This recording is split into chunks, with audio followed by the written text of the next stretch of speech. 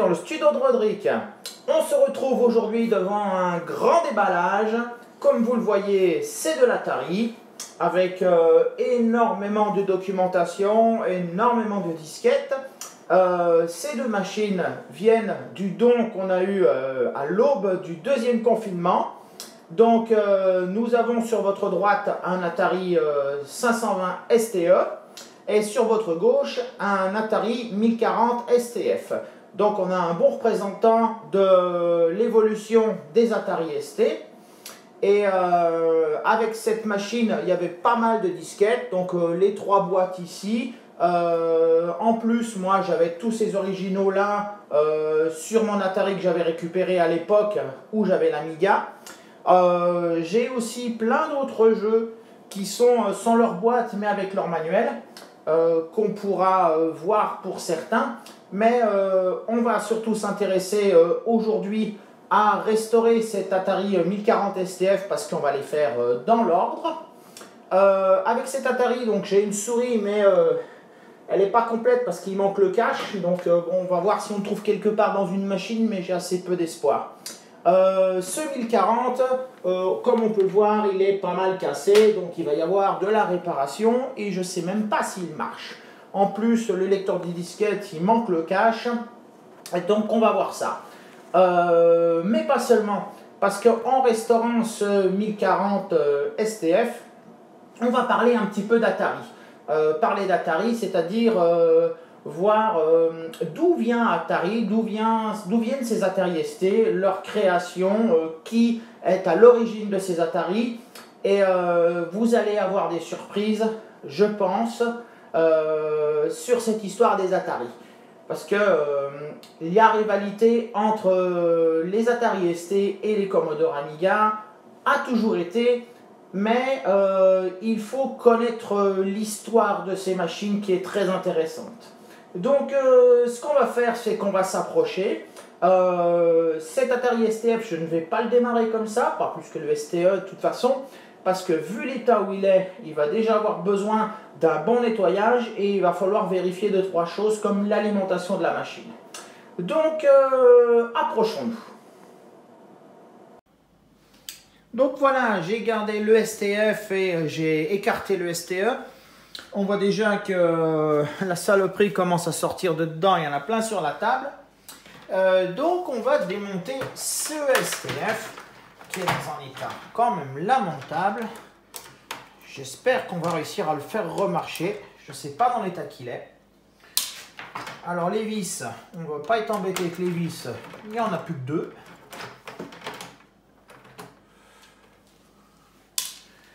Ça est à peu près tout. Et il en saute de partout. Et voilà un capot. Déjà qui aura besoin d'une petite réparation. Et d'un bon nettoyage. Mon Dieu. Bon, mais je suis assez confiant quand même pour réparer ça. Donc je vais le mettre de côté. Alors la machine... On voit qu'elle est à l'intérieur comme elle est à l'extérieur, c'est-à-dire que c'est sale. Alors pour le démonter, oh là là, puis il y a des bouts de plastique qui tombent de partout. Donc un clavier horrible. Ensuite, il y a... Waouh! Je pense qu'il a été cassé, mais jamais démonté davantage. Donc il va falloir défaire tous les petits métals. Puis je pense qu'il y a juste d'enlever le lecteur disquette avant.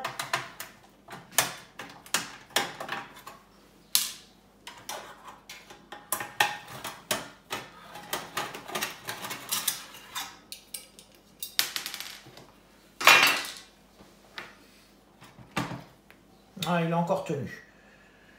Alors, le shield passe dessous, donc il faut... Oh là là, l'état de la chose.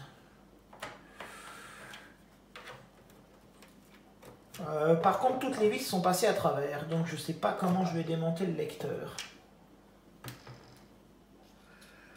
Ouh là là, les vis sont passées à travers la carrosserie.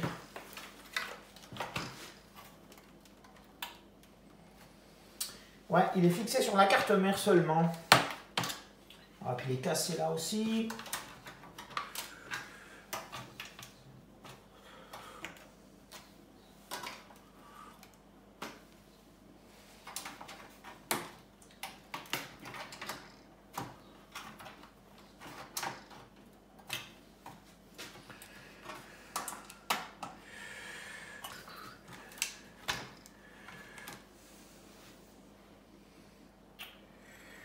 Sur le SDF, on devrait pouvoir enlever le shield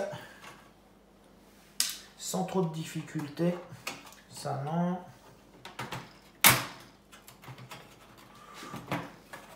Ah non, il est sous le lecteur.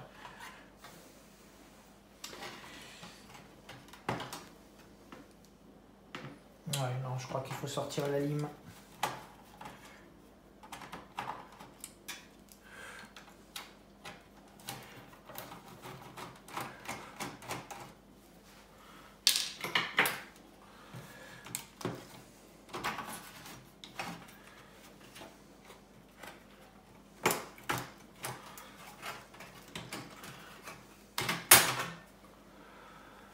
Voilà, c'est bien un 1040, on voit qu'il est entièrement peuplé et c'est d'un des premiers modèles.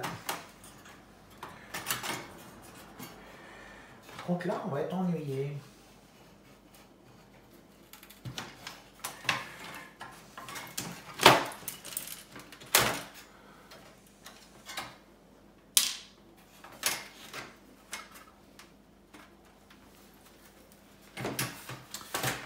Eh ouais, il a été monté n'importe comment.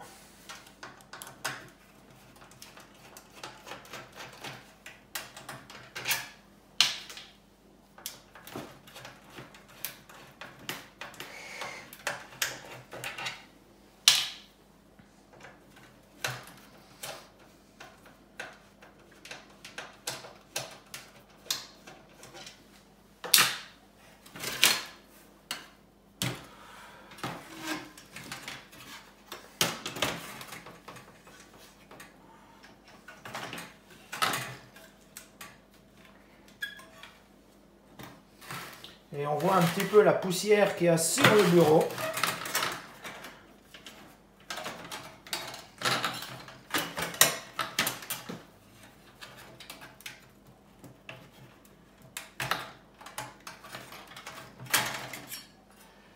Et voilà.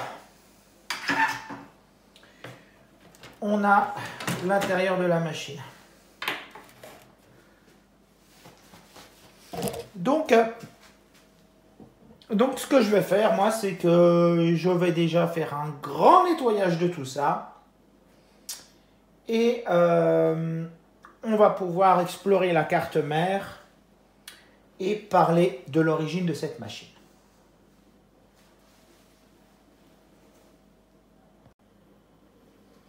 Voilà, j'ai débarrassé le bureau pour aller nettoyer quelques pièces et voilà l'état du bureau.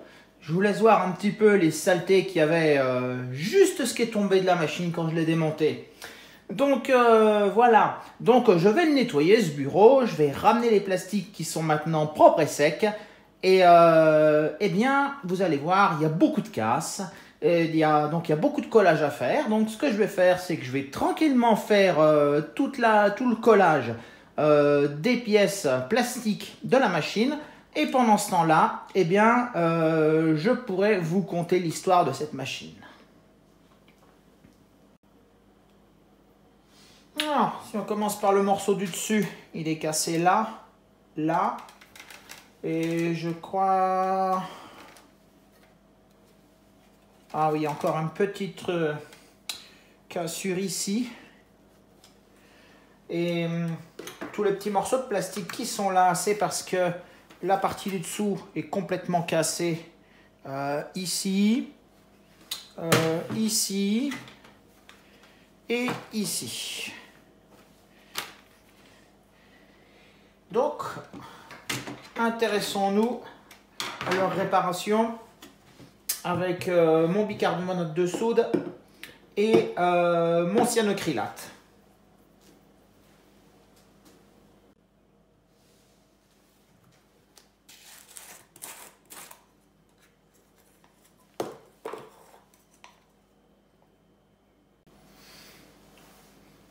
Comme vous allez le voir, le collage, ça va être assez long parce qu'en fait, ça va pas se passer si bien que je pensais. Ce plastique-là, il colle moins bien, je trouve, que le plastique d'un écran. Mais profitons de tout ce moment du collage et de la réparation de cette caisse d'Atari pour parler justement d'Atari. Donc, pour ce faire, on va revenir déjà assez loin en arrière.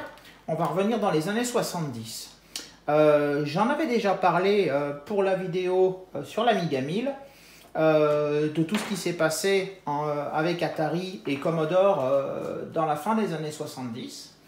Alors on commence par J-Miner qui est chez Atari, qui a rejoint Atari dans les années 70 et qui a énormément travaillé sur tous les circuits intégrés dans les Atari 8 bits, dans le 400, le 800, le 2600, où il a fait une majorité des puces de la machine.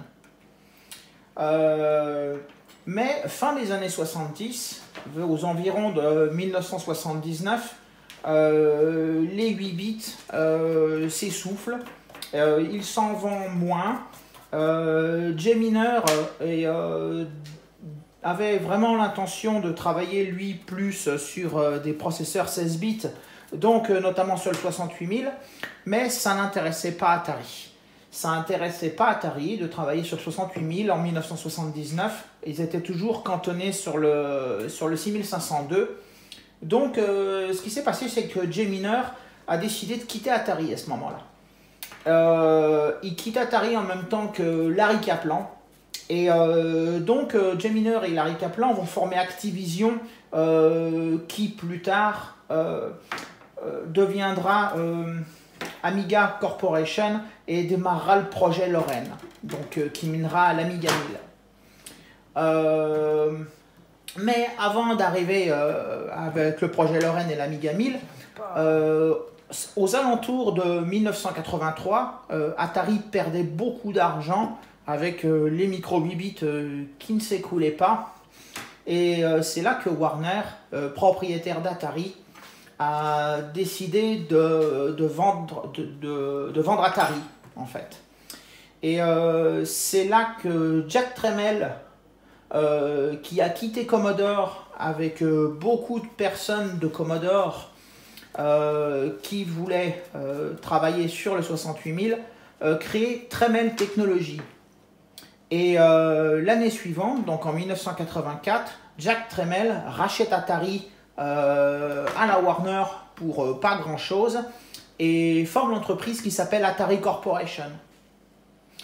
Donc en fait on se retrouve avec un gros échange de personnel entre les boîtes, puisque J-Miner, qui designait toutes les puces pour les Atari 8 bits, est parti d'Atari pour aller faire finalement, au bout du compte, il a fait les puces qui équipent les Amiga à partir de l'Amiga 1000 et les suivants, tandis que toute l'équipe chez Commodore qui voulait faire du 68000 a quitté Commodore avant qu'ils ne prennent le virage justement du 68000 et qui s'intéressent à l'Amiga, et ils sont tous partis chez Atari avec Jack Tramiel pour chez Atari Corporation. Ce qui fait qu'en fait c'est vraiment l'équipe anciennement chez Commodore qui a créé cet Atari ST.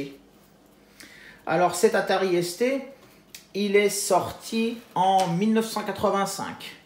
Il est sorti en avril et juin 1985, mais il y avait assez peu de machines sur le marché.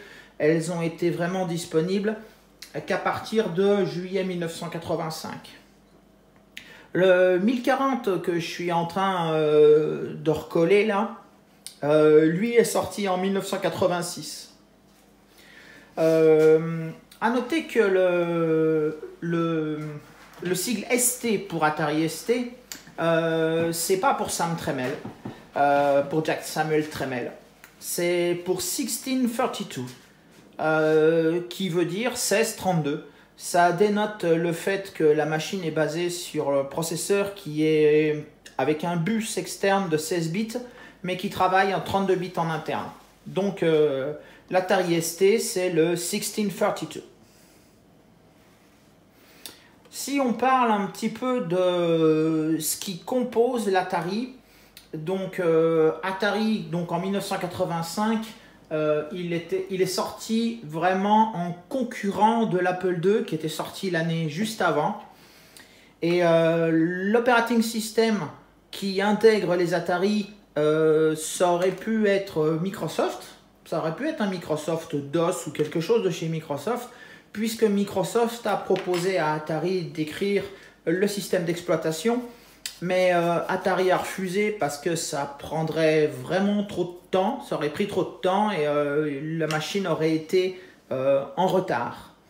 Donc c'est finalement avec Digital Research qu'ils se sont alliés pour créer le système qui est dans les Atari, donc le GEM. Et il faut savoir que ce GEM, sur les tout premiers Atari 520 ST à l'époque, à sa sortie, il n'était pas en ROM.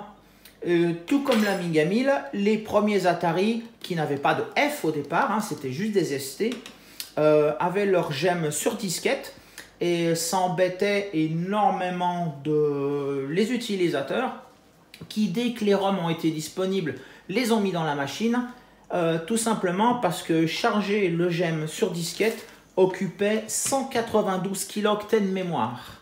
Donc sur les 512, ça en enlevait quand même une grosse partie et ça handicapait pas mal la machine. Les premiers Atari, les ST et les STM, M pour modèle avec un modulateur qui le permettait de se brancher sur l'antenne, sur la prise antenne de télé. Donc ces premiers ST et STM avaient un lecteur de disquette simple face. En opposition, un petit peu plus tard sont sortis, donc bon, on parle toujours de 85, hein, mais fin 85, ils sont passés en STF et en STFM. Donc le STFM étant juste le STF avec un modulateur télévision et le STF 100. Donc c'est exactement cette version en version Amiga que je suis en train de réparer là. Donc ces STF et STFM pardon, ont eu à partir de ce moment-là un lecteur double face comme cette machine-ci et comme la plupart des Atari que vous aurez connus. À noter aussi que dans les personnes, j'ai oublié tout à l'heure, qui ont quitté Commodore pour aller chez Atari, il y a Shiraz Shivji, qui était l'ingénieur en chef qui travaillait sur le C64 chez Commodore et qui est devenu l'ingénieur en chef pour l'Atari ST.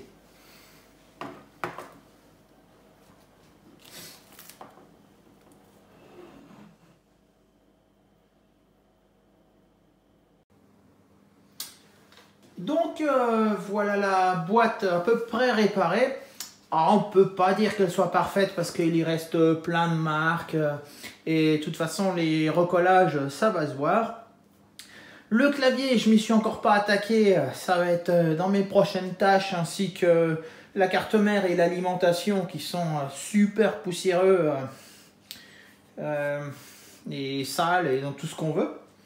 Mais pour venir sur un dernier point de l'histoire de cet Atari, donc moi ce que j'en pense, vu que de toute façon ce sont en grande majorité les équipes de Commodore qui ont designé cet Atari ST, eh bien l'Atari ST est tout simplement pour moi le successeur de cette machine là.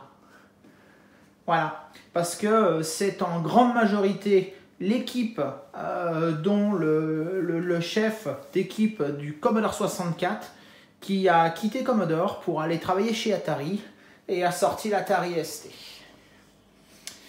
Donc moi je vais continuer un petit peu offline, histoire de ne pas faire une vidéo de trop longue. Je vais nettoyer ce clavier. Si vous voulez voir un nettoyage de clavier Atari, je vous mets en fiche la restauration du Mega ST1, où j'ai fait la même chose c'est à peu près le même clavier, hein, sauf qu'il n'est pas dans une enclosure, il est dans la machine. Et pour ce qui est de la carte mère et de la lime, hein, bah, ça va être un grand coup d'aspirateur et de brosse et tout ça pour la remettre un peu moins poussiéreuse tout simplement. Et puis après, bah, on pourra remonter la machine et voir comment ça se passe. Est-ce qu'elle fonctionne, est-ce qu'elle ne fonctionne pas? Je vous retrouve un petit peu plus tard. Voilà, on se retrouve beaucoup plus tard, un autre jour même. Donc voilà un joli clavier tout restauré et prêt à retrouver sa place dans la machine. Il manquait un dôme, donc ben, j'en ai remis un, voilà.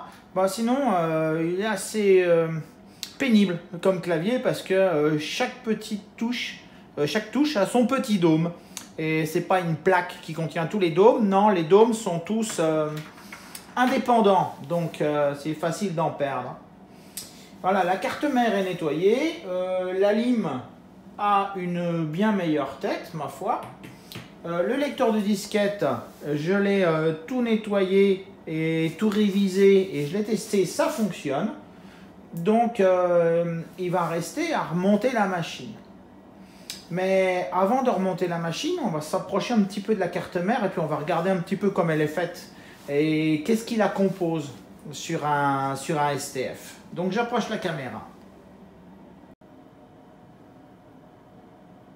Donc si on regarde un petit peu la carte mère de près, déjà la plus grosse puce, celle-là, c'est le 68000. Donc il est cloqué à 8 MHz sur ces machines. Pour comparaison, dans les Amiga, il est cloqué à 7,14. Donc dans l'Atari, il est plus rapide. L'OS de la machine est stocké dans les ROM qui sont ici. Donc bon, il y a différentes versions. Hein. Ça, c'est une version avec 2 ROM. Il y a certains Atari qui ont la version avec 6 ROM. Donc, pour ce qui est de la mémoire, on a la mémoire ici. Donc on a 2 banques de 512 kilooctets de mémoire. Sur les machines qui ont que 512, il n'y a pas de composants à ces endroits-là. On peut les rajouter, hein. J'ai testé moi sur mon 520 STF et je n'avais pas les outils et je les massacrés. Donc c'est pas quelque chose qu'on peut faire sans outils.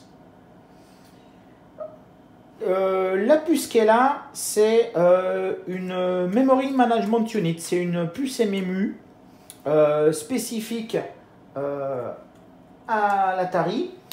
Cette puce-là, c'est la GLU. Je ne sais pas exactement ce qu'elle fait, mais bah, elle doit gérer tout un tas de choses, probablement pour la machine. Ici, on a le contrôleur de floppy et le contrôleur pour les ports MIDI.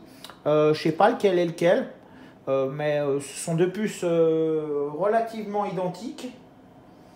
Qu'est-ce qu'on a encore? Là, on a une puce DMA. Là, on a le contrôleur de floppy et ici, on a le contrôleur de son. Le contrôleur de son dans cette machine, c'est un Yamaha. C'est un YM2149.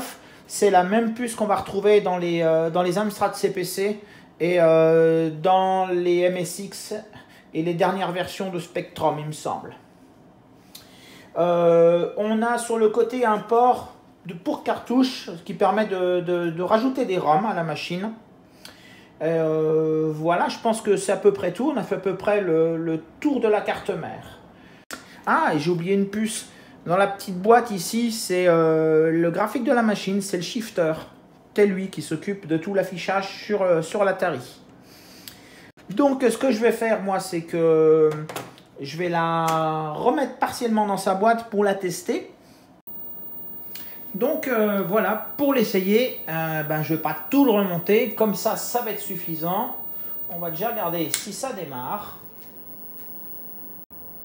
Alors, je fais tac tac tac sur le lecteur. Et voilà. Et ben c'est bon, il fonctionne. Donc je vais pouvoir, voilà, j'ai branché une souris dessus, donc tout va bien. Hop, on se retrouve un peu plus tard. Désolé pour la coupure, mais quand j'ai vu à quel point les images étaient floues, j'ai coupé l'inutile. Voilà. Donc ça fait une coupure un peu brutale. Et on se retrouve devant ce STF remonté. Eh bien, il m'en a fait voir, hein, parce que finalement, il a fallu que je refasse encore des pièces. Donc, je vous montre en photo là le plot qui m'a demandé pas mal de travail. Il est ici dans le coin là, pour tenir le clavier parce qu'il bâillait. Bon, il y a encore un petit problème ici de déformation, mais comme vous voyez devant, il est complètement cintré. Et ce STF, le plastique est complètement cuit, donc si on le force un petit peu, clac, ça casse. Alors, pour en revenir à cette machine, le STF, sorti donc en 85, sous le nom ST et ensuite STF, dispose de 2 ports MIDI sur le côté. Ce qui en a fait une machine énormément aimée des musiciens. Et donc, typiquement avec ce genre de setup, c'est-à-dire le moniteur noir et blanc qui permet la haute résolution, la résolution la plus haute que peut faire l'Atari, souvent accompagné d'un disque dur pour pouvoir sauvegarder les données sur disque plutôt que sur disquette. Et cette machine a beaucoup servi dans le milieu des musiciens à cause de ces ports MIDI où on peut brancher directement des instruments, des expanders et plein de choses. Je ne peux pas vous montrer, je n'en ai pas. Je ne suis pas musicien, donc voilà. Donc vous le voyez ici sur Cubase. Ces Atari ST sortis en 85, ils étaient seuls sur le marché hein, quand ils sont sortis en 85. Il y avait les Amiga, il y avait le 1000 qui était sorti, mais il n'intéressait pas grand monde parce qu'il était absolument hors de prix. Le monde des machines personnelles était rempli de micros 8 bits et il en est sorti encore bien longtemps après des 8 bits. Et c'est une des premières machines grand public 16 bits et il a eu énormément de succès. Il était seul sur le marché jusqu'à l'arrivée de l'Amiga 500 en 1987. Donc c'est 2 ans pendant lesquels cette machine s'est énormément vendue et il a été rattrapé par l'Amiga à partir de 87-88 en termes de vente, mais je suis persuadé qu'il s'est vendu autant d'Atari que d'Amiga. Ces Atari, donc, comme ils ont été seuls sur le marché pendant plusieurs années, beaucoup de jeux ont été développés sur Atari. Et notamment, beaucoup de jeux qu'on retrouve sur Amiga sont des jeux qui ont été développés pour Atari STF et qui ont été portés sur Amiga par la suite. Ce qui fait que forcément, il y a pas mal de jeux qui ne supportent pas entièrement les capacités de l'Amiga. Mais puisque ce sont des ports de jeux Atari. Mais voilà. Donc énormément de logiciels ont été faits pour cette machine. Ce qu'on verra la prochaine fois, c'est le STE. Et avec ses évolutions qu'il a pu avoir en termes de graphique pour essayer de rattraper l'Amiga qui était quand même un petit peu plus performant en termes d'affichage. Et on pourra voir justement le STF à côté du STE, quels sont les Logitech de ces machines et à côté d'un Amiga pour pouvoir voir les comparaisons de jeux qui ont été portés et les jeux spécifiques à l'Atari. Voilà, ce sera pas la semaine prochaine parce que c'est vraiment très long à restaurer une machine comme ça et le STE est pas dans un... il est pas cassé, mais il est dans un tel état que j'en ai encore pour des heures et des heures. Donc le temps de préparer le STE, ça va me prendre 2 semaines, donc on se verra la semaine prochaine sur une autre vidéo. Et on reviendra sur les Atari dans 2 semaines. Voilà, c'était tout pour cette vidéo.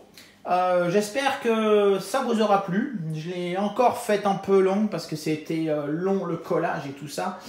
Et voilà. Moi, je vous dis à la semaine prochaine pour toute autre chose. Et dans 15 jours, on revient sur ces Atari. Portez-vous bien!